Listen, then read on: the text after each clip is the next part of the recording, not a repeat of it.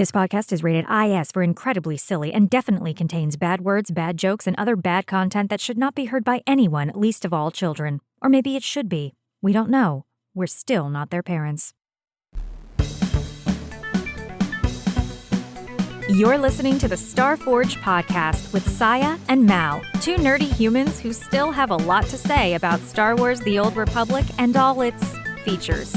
Rest assured, the podcast is, as always, working as intended. This is episode 14, Player versus Player. Round 1, fight! Hello, SWTOR players. I am Mal. And I'm Scya. And this is episode 14 of the Starforge podcast. Do you play a lot of fighting games, Scya? I don't, but we're going to be talking about one fighting game today. Yep, that's the game of people in SWTOR fighting each other. Disappointing other people by killing them or dying. Well, we're going to be talking about a lot of those things today, as well as some stuff you can do alone. That's the exact opposite of player versus player content. But before we do that, apparently Mal has a story to tell me. Yeah, I'm going to kick off our episode about PvP by telling you the funniest PvP thing to ever happen to me or any of my friends. We were supposed to raid, and sometimes before raid, a few people would do some PvP before we started raid. All right, so we're about to start, and our one friend, Bam, he was like, man, I'm really wrecking this one person in PvP, and they're getting so mad. They're insane, and they're telling me all sorts of nasty shit. And then he's like, and I just keep killing them over and over again, and they are so mad. And then the match was over. He was like, yeah, I'm out. And he was like, oh, wait, hold on. This guy just hopped to the pub side to whisper me. Yeah, you think you're so hot. You think you're so hot and unranked? Well, you better meet me in the den. You better meet me in the den. Oh my god, like meet me outside the bar? We're gonna fight? All right, he's like, okay, and we're like, that's okay. We can be late. We can hold up on the raid. Okay, he's like, so I got to go to the Outlaws Den. Very important. I'm headed to the Outlaws Den, and he is like, I'm here. He's like, I'm whispering this person. I'm here. Where you at, bro? I'm at the den. I'm waiting for you. And he never showed up. But then after that was the joke forever. Still to this day, that is the joke. He didn't put up or shut up. He only shut it up after trying to put up. It was so much of a joke that when someone else from the guild came to visit me in the city, he was like, will you meet me in the den? And I was like, there must be a bar called that.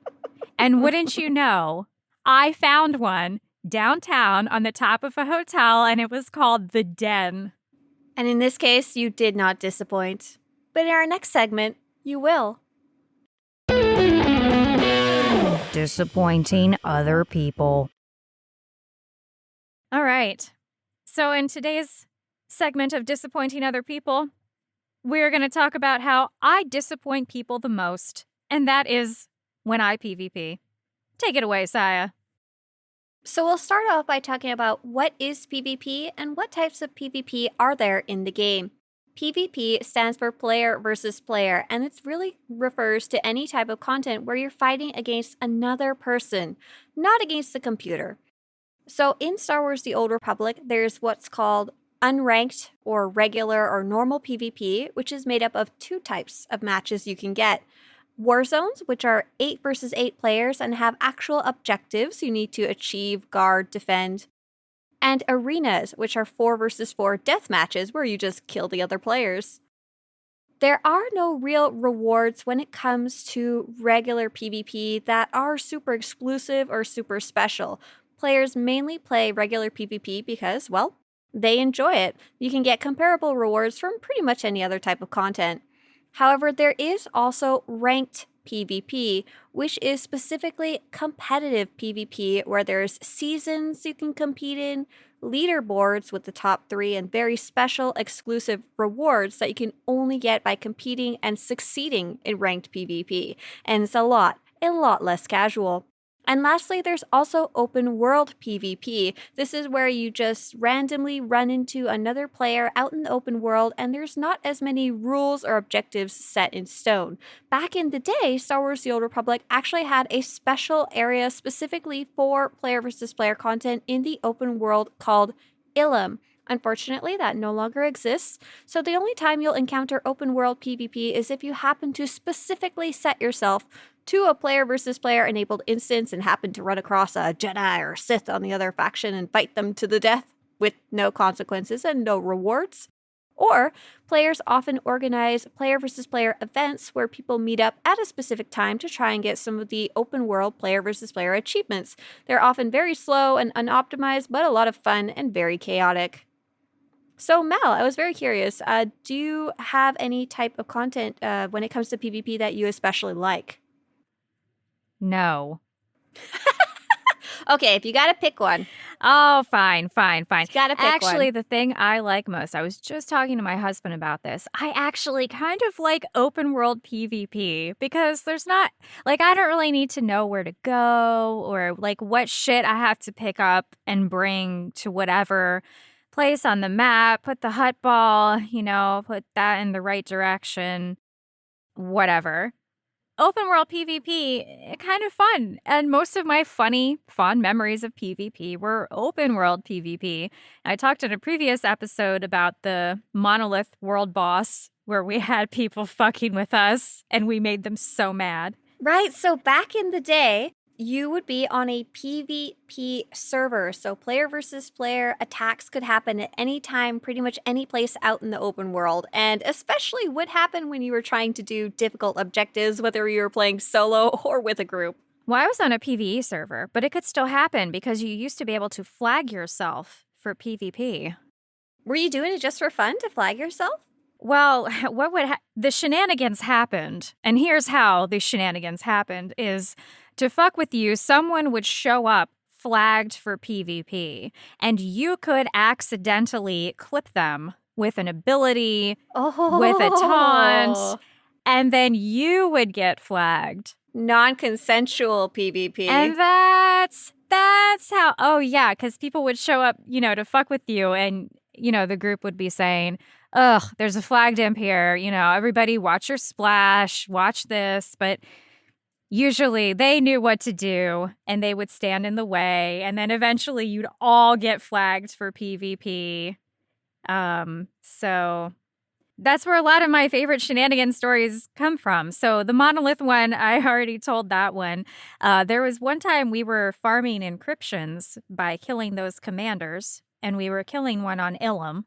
And first what happened was another Republic group came to fuck with us by taunting it and trying to reset it. Okay. And then some imps also started coming.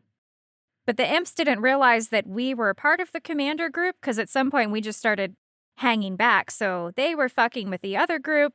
And then we just decided, well, we're probably not going to kill this commander. So let's just kill everybody here with PvP. Three-way immersive dogpile. Urgh. And those kind of things, unfortunately, don't happen much anymore, especially because most players don't want to be dogpiled on while they're trying to complete their objectives, whether it's group stuff or solo stuff.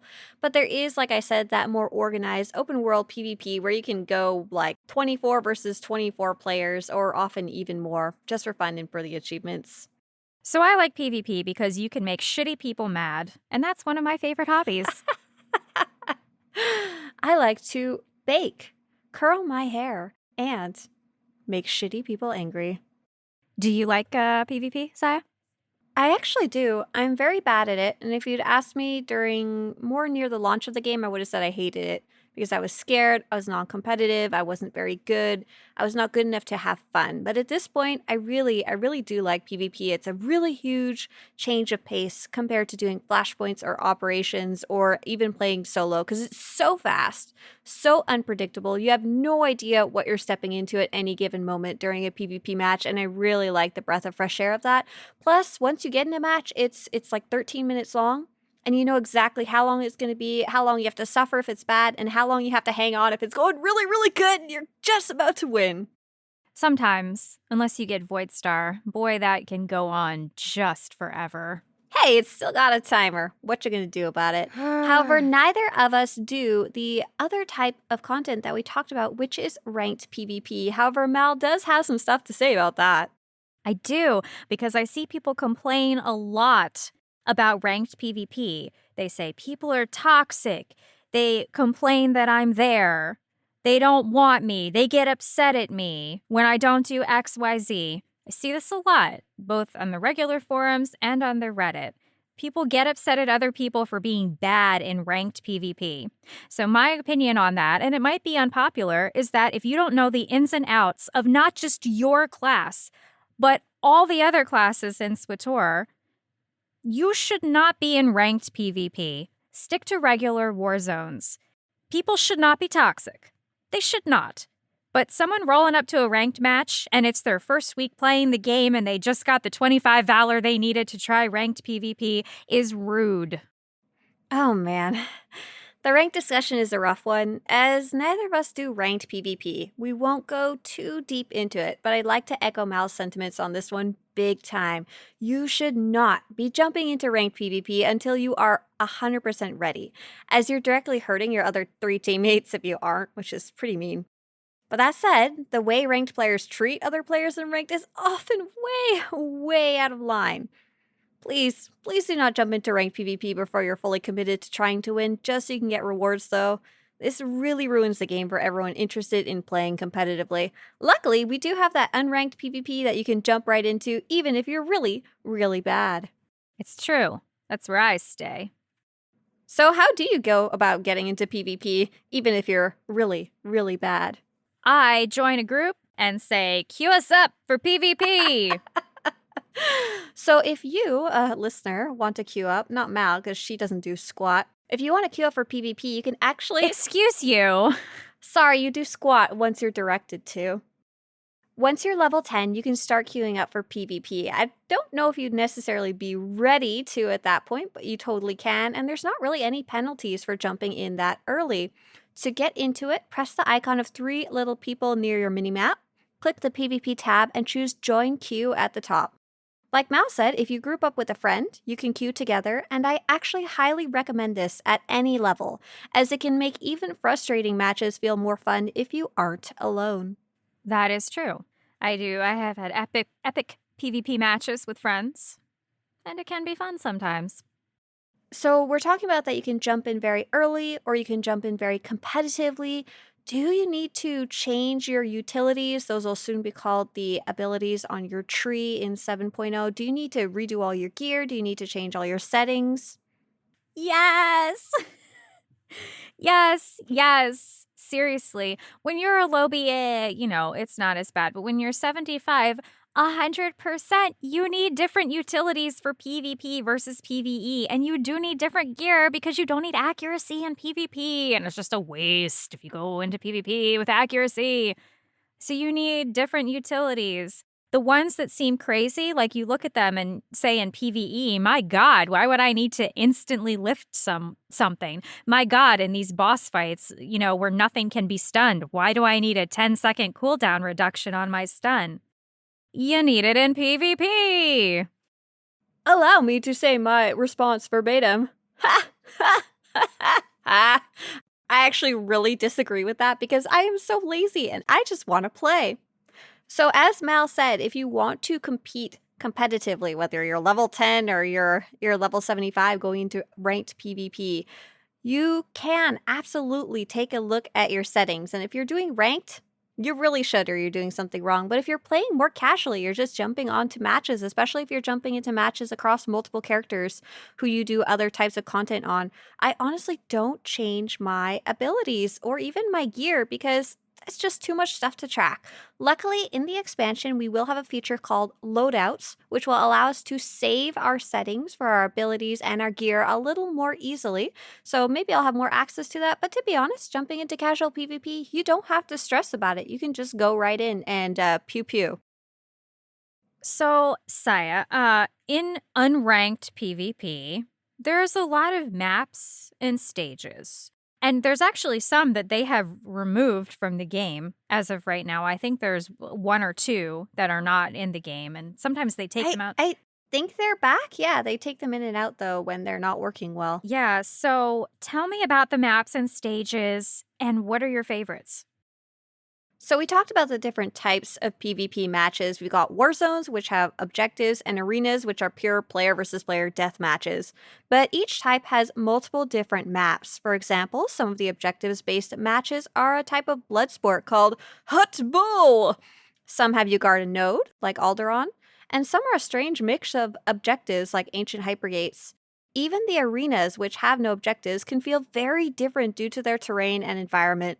Most players who play PvP tend to have maps they love and maps they hate, but there's no way to choose which specific match types you get into or which specific maps you get.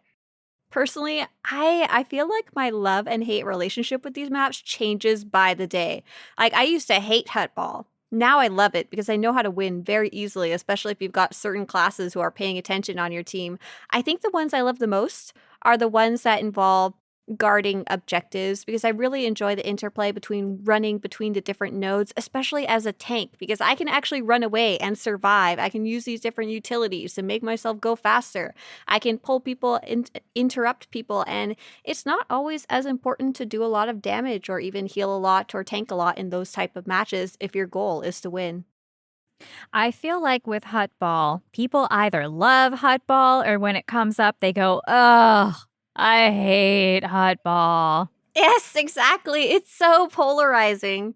It is. It's my husband's favorite. Okay, Mal, Hutball thoughts. Oh, I don't really care for any PvP. Oh, you just hate them all equally. You're equal hate opportunity I'm a employer. hater. You know, I don't mind classic Hutball.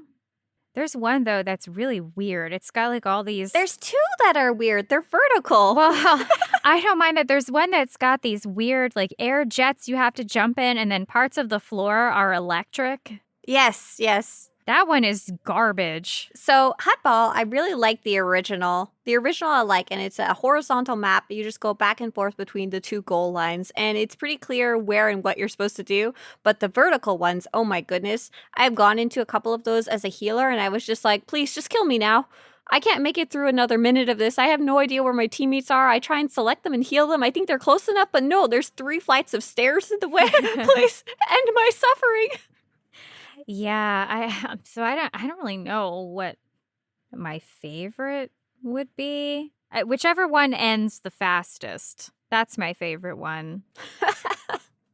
So Mal, when you do PvP, when you go in with a friend, you're being dragged unwillingly, what type of class do you like to take in? Do you take in always your main character, or do you sometimes take your alts?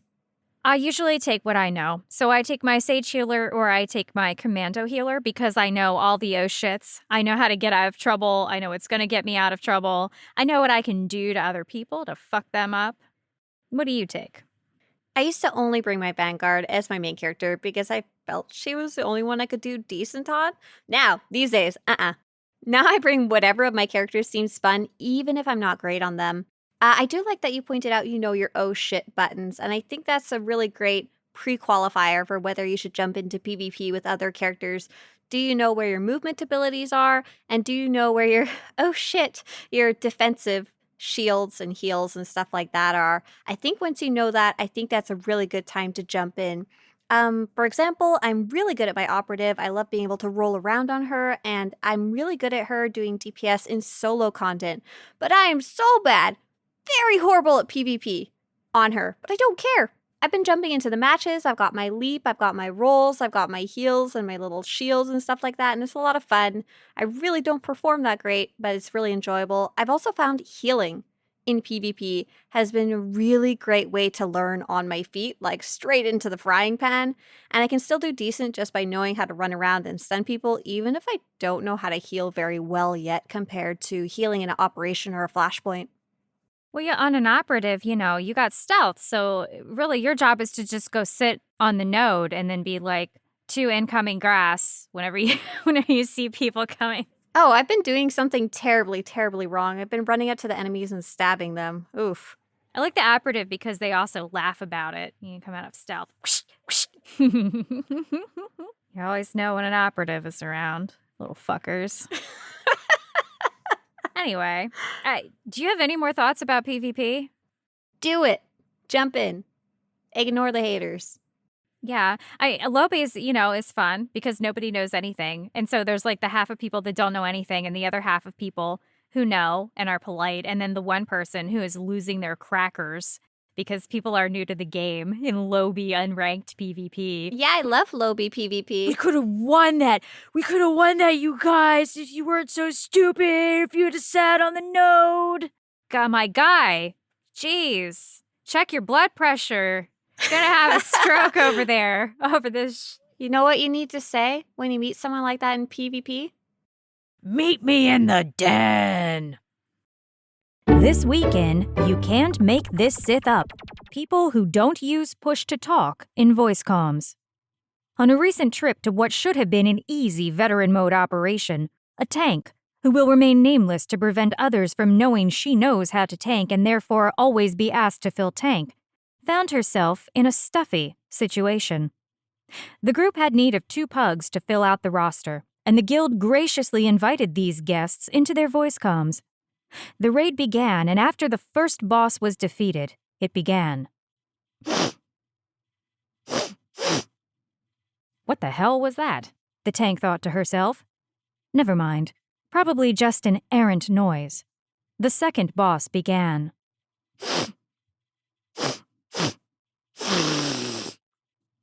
Now, not only was this noise odd, it was quickly becoming annoying to hear every 10 seconds. Lo and behold, the overlay revealed that the sniffling was coming from one of the pugs. By the third boss, other group members were sending her whispers like, "What is that noise?" and "Make it stop."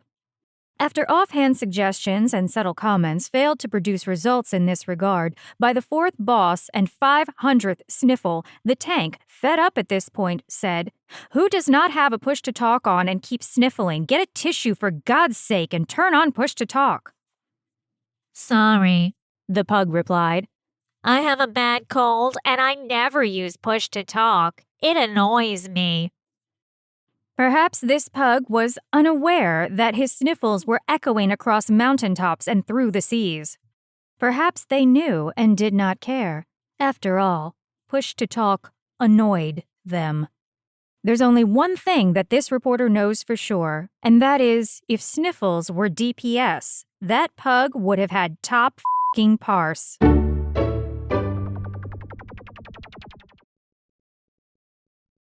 Ring. Ring. Hello, who is it? Hello, Scya. Speaking. This is Biochem calling. Yes, hello, dear. How are you today? I'm doing great. Could you please go back where you came from? No, I will, but first, Scya, I would like you to tell the good people in this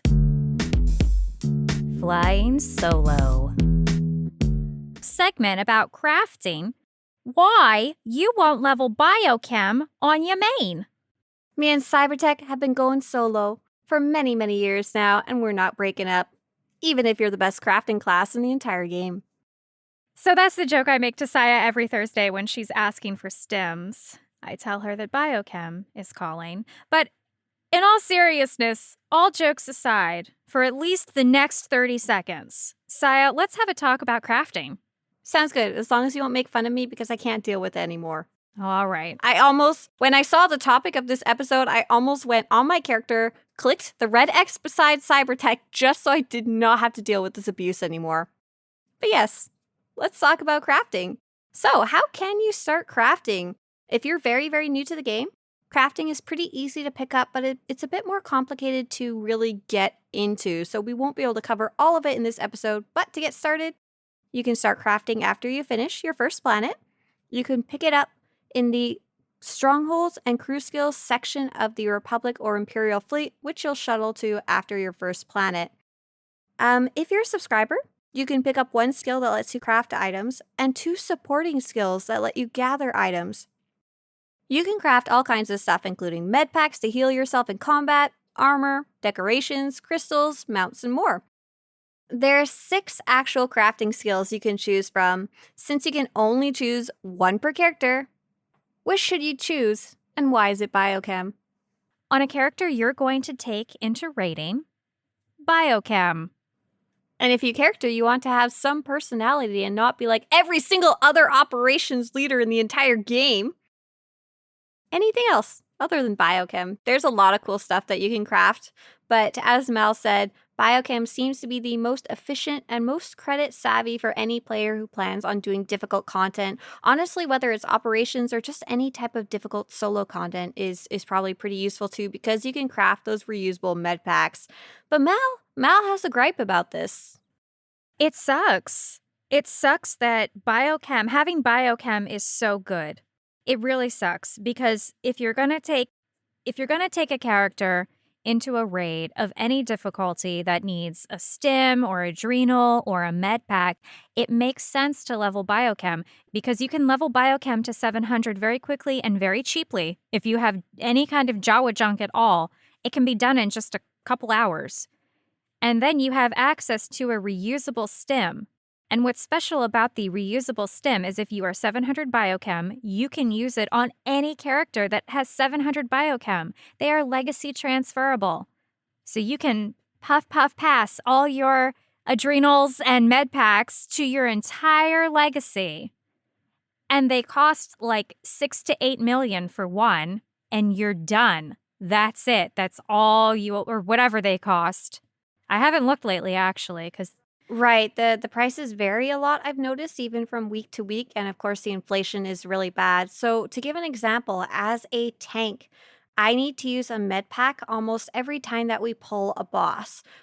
For bosses that we are working on progressing on, for example, we're not passing easily, we may pull the boss maybe 20 times a week or more, and I just waste that med pack every time. That credit cost goes straight in the garbage, and it can be, I don't even have a guess of how much they cost because they vary so much, but they are very, very expensive to buy the non-reusable versions.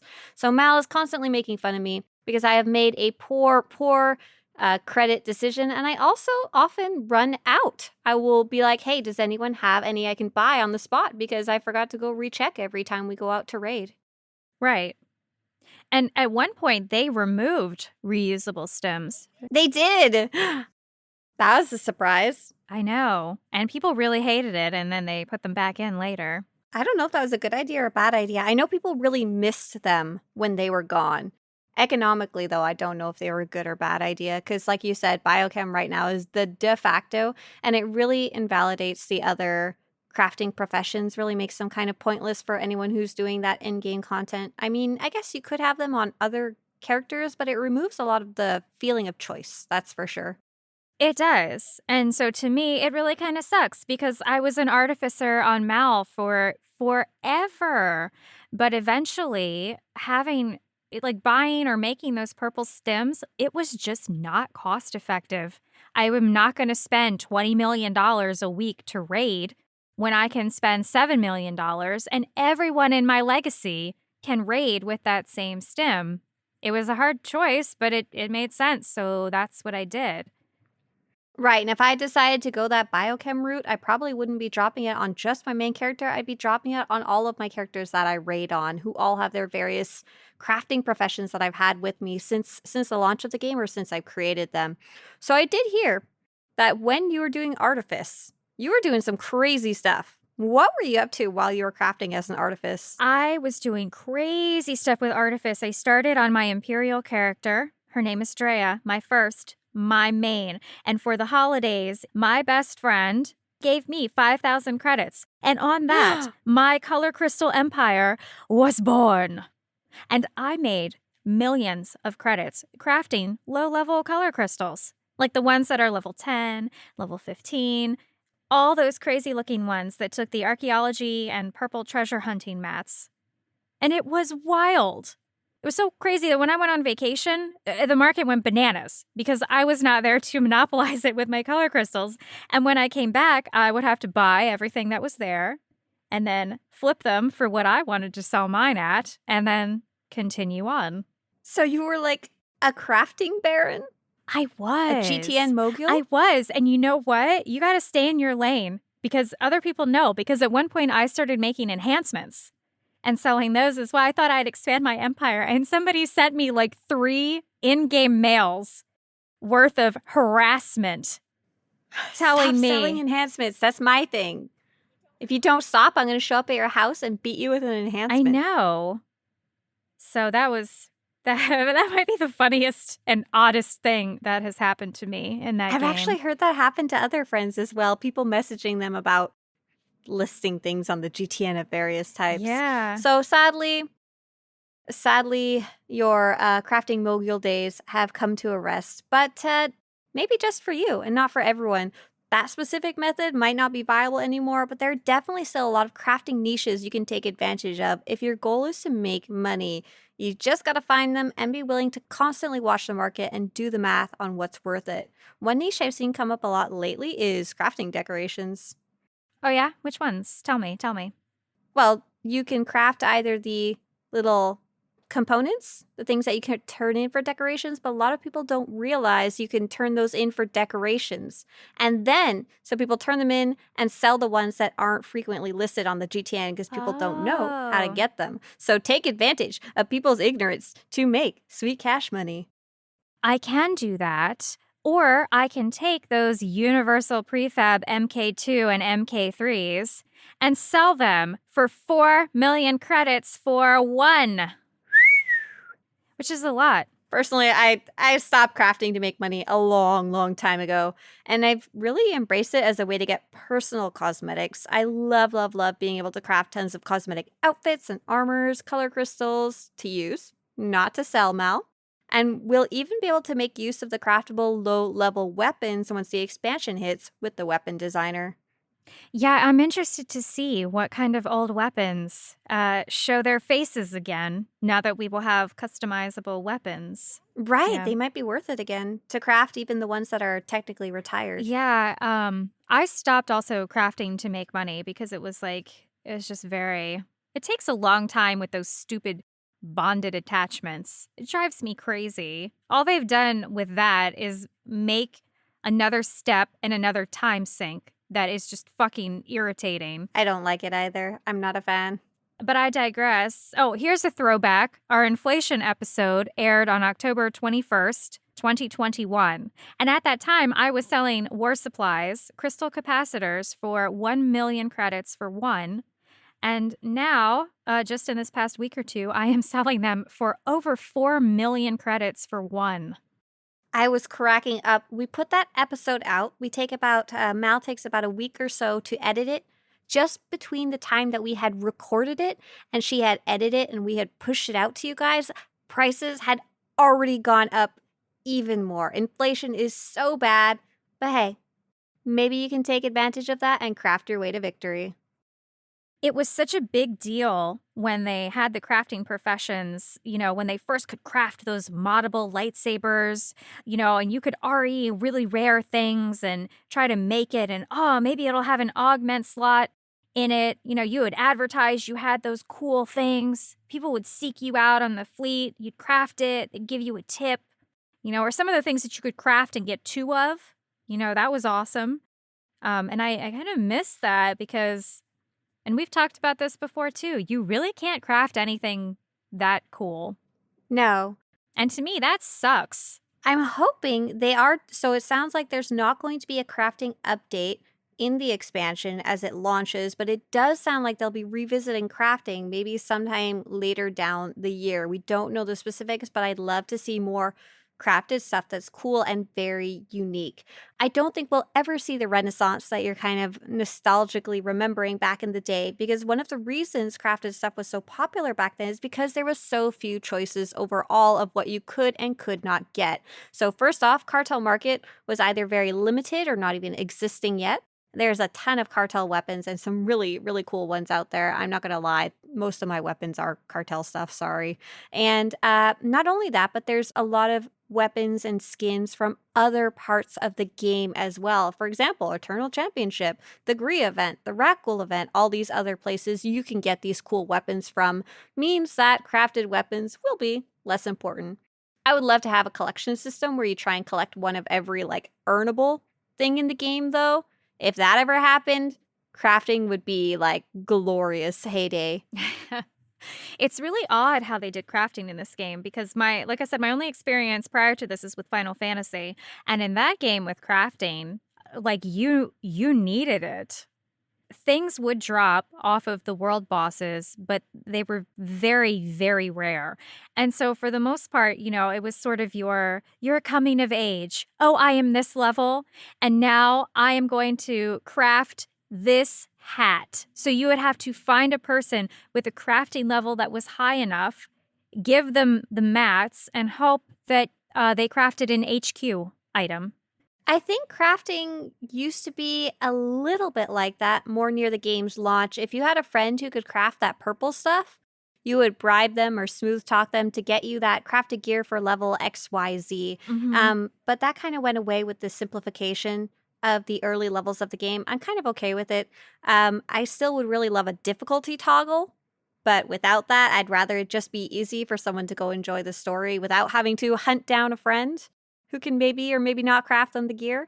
But I'd love if there's a difficulty setting and you need that purple gear.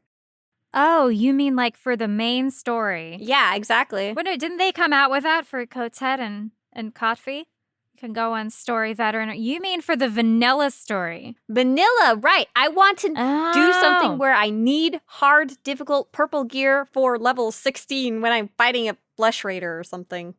I think that's a great idea. They should listen to you.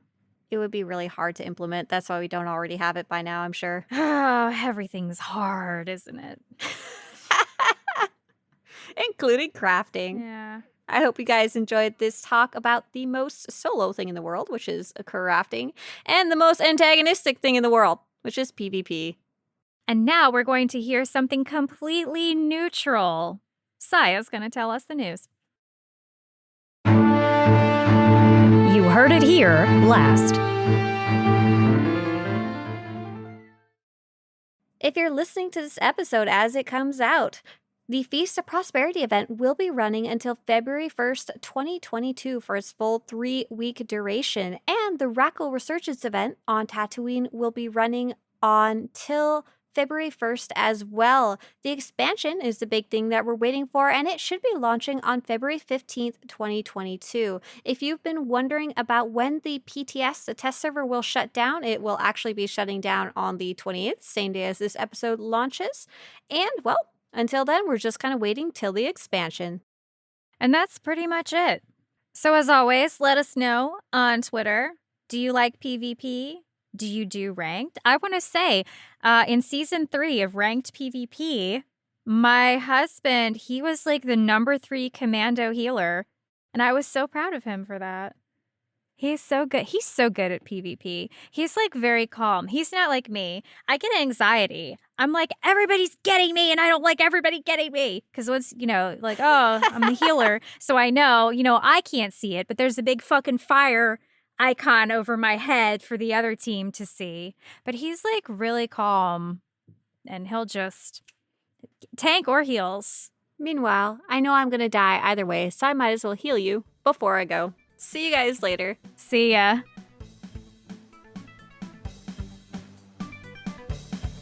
You've been listening to the Starforge podcast with Scya and Mal. We know you have your choice of podcasts and you chose the right one. New episodes drop every Friday on Google and Apple Podcasts, Spotify, Swtorista's YouTube channel, and just about every other podcast platform in existence. For show notes, pictures, and other information, visit starforgepodcast.com. Hit us up on Twitter at StarforgeCast. We love hearing from you. Thanks for tuning in. We'll see you all next week.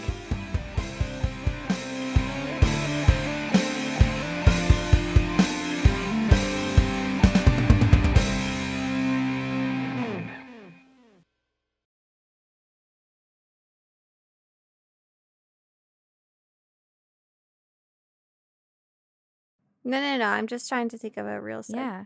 I got a segue. It starts with a telephone ringing. Okay, we can literally just do that. And I think that's fine. It ends with you firing me as a friend and a co-host. Okay, let's just start with ring ring.